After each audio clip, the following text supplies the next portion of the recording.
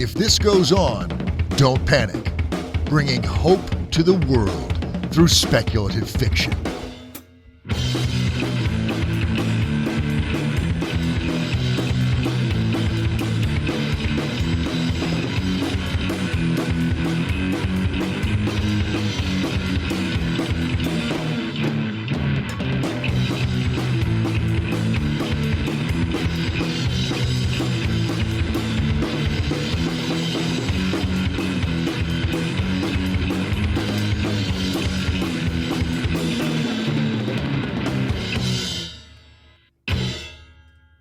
Hey, this is Alan.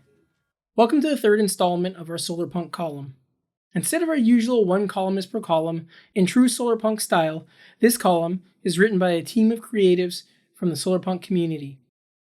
If you are interested in Solarpunk and want to learn more, you can look back to a number of our interviews in which we talk with important people in the community, including Andrew Dana Hudson, Sim Kern, Rem Wigmore, Francesco Verso, and the editors of Solarpunk Magazine, Justine Norton-Kertson, and Brie Castagnazzi. You can also listen to the first two Solarpunk columns featuring Navarre Bartz and Susan K. Quinn. In this episode, Justine Norton-Kertson explores anarchism, prefigurative politics, how they shape Solarpunk, and how they could shape our future. Hello, all you bright people, futurists, and climate warriors. I'm Justine Norton-Kertson, co-editor-in-chief of Solarpunk Magazine, and I'm so excited to be part of this quarterly Solarpunk column here on If This Goes On, Don't Panic. We've got our shades on, our sights set on the radiant world of Solarpunk, but today's twist is that we're connecting that power of the sun with the power of the people by exploring Solarpunk through the lens of anarchist ideals that have influenced the genre significantly, particularly the idea and practice of prefigurative politics. So let's delve into this sunny side of anarchy together.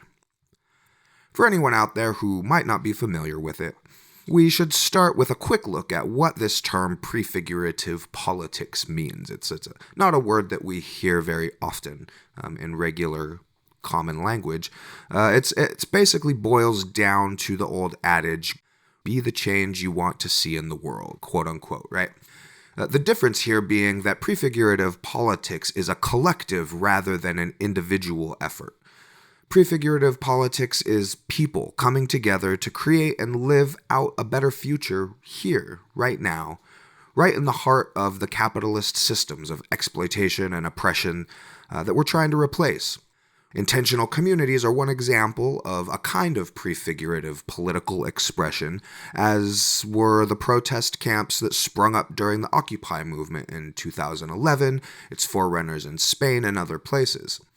The rebellion in Chiapas, another great example of this kind of prefigurative politics where people don't wait around for political leaders, elected officials to slowly make changes and mostly take steps backward. Instead, people start providing mutual aid themselves, forming systems outside of the institutions of the state and the sort of powers that be, right? Building a new society right in the shell of the old, right? So, of course, Solarpunk has always placed a lot of focus on technology, whether we're talking about new, advanced, tech-based climate solutions, or valuable conversations around the notion of appropriate technology, consequences of extractive economics, and these sorts of things. So it's worth taking a moment to look at prefigurative politics, not just as a kind of political strategy, but as a technology in and of itself. Yeah, you heard me right, a technology, and one that provides a powerful solution to the climate crisis and other global social problems as well. Now, I know what you're thinking. When we say technology, our minds usually jump to gadgets and computer apps and even things like hammers, solar panels, and windmills. But here's the thing. Technology doesn't have to be a physical thing, even if it usually is, right? It can also be a system, a method, a way of doing things. In that context, prefigurative politics fits right in. So consider this. Technology is about using knowledge and tools to solve problems and achieve goals. In fact, if you look up the word technology in pretty much any dictionary, the most basic definition that you're going to find in any place you look is that the word means applying knowledge in practical ways. Right? That's the sort of basic, at its simplest definition of technology. Applying knowledge in practical ways. So prefigurative politics does exactly that. It's a tool for exploring and implementing system change. It's a way to solve social problems by living out the solutions here and now in real time, rather than waiting for some distant future that, hey, may or may not come, right? Unless we actually start putting in the work right here and right now in real time, right? Well, in the Solarpunk world, this kind of political technology, so to speak, works hand in hand with physical technologies like renewable energy, vertical farming, and these other sorts of things that we're used to seeing in Solarpunk.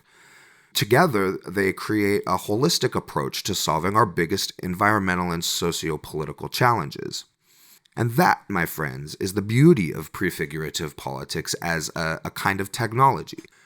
It's not just about green energy or sustainable architecture, right? It is those things, but it's also about the relationships between people and how those relationships lead to and enable us to implement solutions.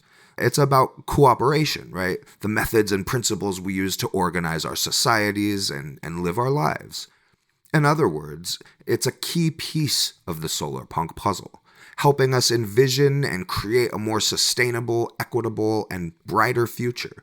That's a powerful kind of technology. But how does the notion of prefigurative politics intersect with Solarpunk? I mean, we've already kind of like boiled down the concept to the cliche, right? Be the change you want to see in the world on a kind of collective level, right? And it's certainly familiar to anyone who's spent time in the environmentalist movement.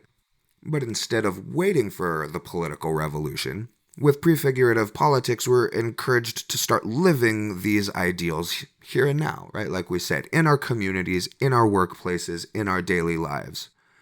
So prefiguration is a concept that's central to anarcho-socialism, collectivist anarchism, left libertarianism. There's a variety of kind of names for the general kind of ideology, political, economic ideology. So anarchist ideals are about self-governance, decentralization, mutual aid, economies of compassion, creating societies free from exploitative and oppressive systems like capitalism. Anarchists advocate for horizontal systems where power is dispersed among everyone, resources are shared with equity rather than concentrated in a few privileged hands. Now, let's toss some Solarpunk seeds into the mix and see what grows. Solarpunk is the genre, right, that's all about brighter, greener, more equitable futures, where we've solved climate change and other social problems, or are at least in the process of working together to creatively adapt to and solve those problems. Born just in the past decade, Solarpunk blends sustainable technology like solar and wind energy with the vibrant aesthetics that's kind of equal parts Art Nouveau, equal futurism, and cottagecore maybe. Solarpunk isn't just about flashy tech and gadgets. It's those things, right? And those things in the service of climate solutions and done in a way that is in harmony with nature. But it's also about fostering inclusivity, community resilience, and like I just said, in particular, harmony with nature.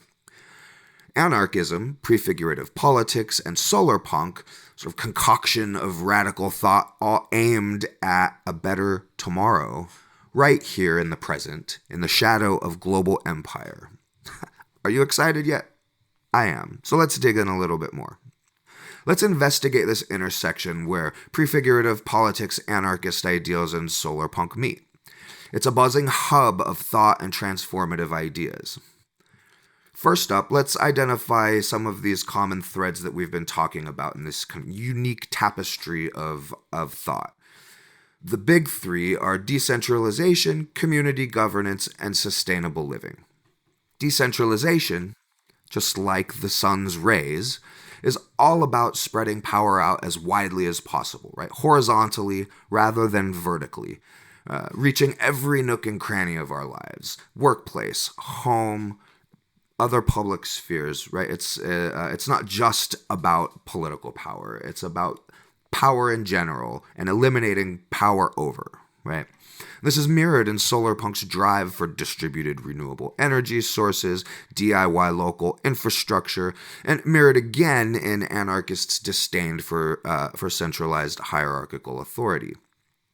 And what about community governance then? This local people, local solutions mantra, right in line with what we've been saying. It's a belief that those who are most affected by decisions should have a say in making them, right? And again, this is a cornerstone of both prefigurative politics and solarpunk, with the latter often portraying close-knit communities that govern themselves sustainably, are led by marginalized communities. Of course, the idea of community governance, easy to mythologize, but it comes heavily loaded with histories of local communities using decentralized power to terrorize minority communities and those seen as outsiders and those who, quote unquote, don't belong. So it's important to remember that living this ideal isn't as easy as it sounds, as itself is no guarantee of progress or a better world, right? We have to remain vigilant. So when coupled with strong community values rooted in equity, genuine diversity, decentralization can foster innovation and allow progress to take place in ways that don't leave room for racism, heteronormativity, imperialist exploitation, etc.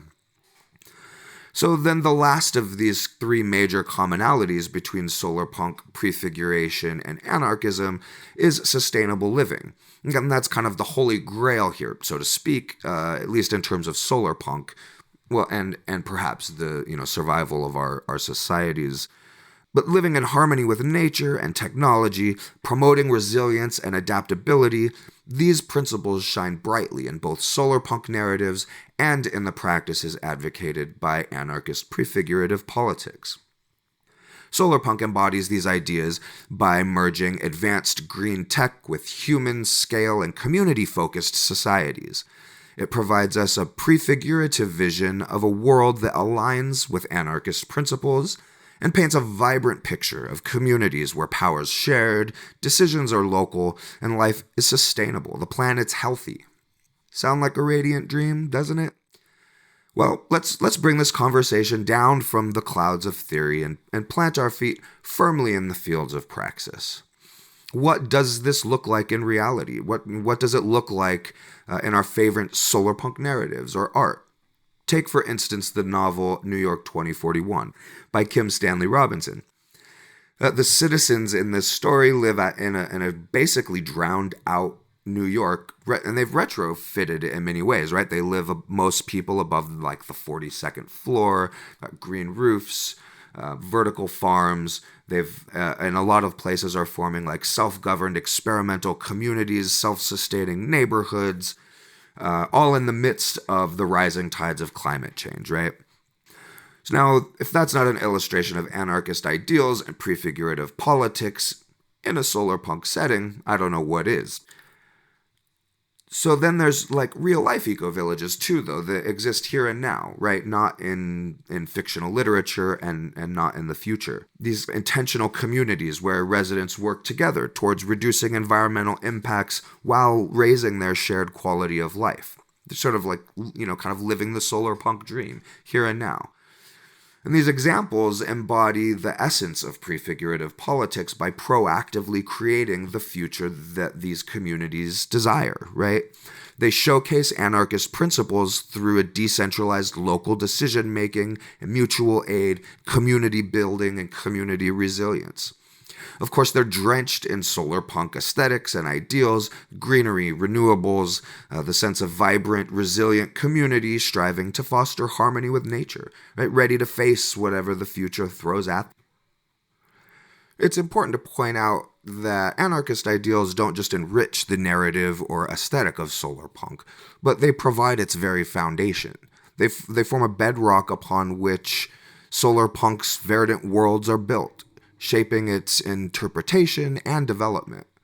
Prefigurative politics adds a layer of realism and accessibility, reminds us that we don't need to wait for a distant utopia. We can, indeed, we must begin the transformation now. Now more than ever, right?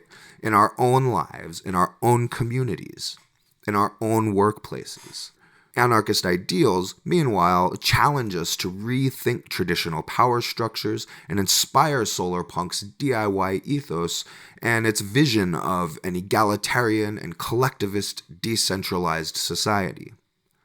Together, they shape the aspirational aspect of Solarpunk as well as the practical, down-to-earth here and now.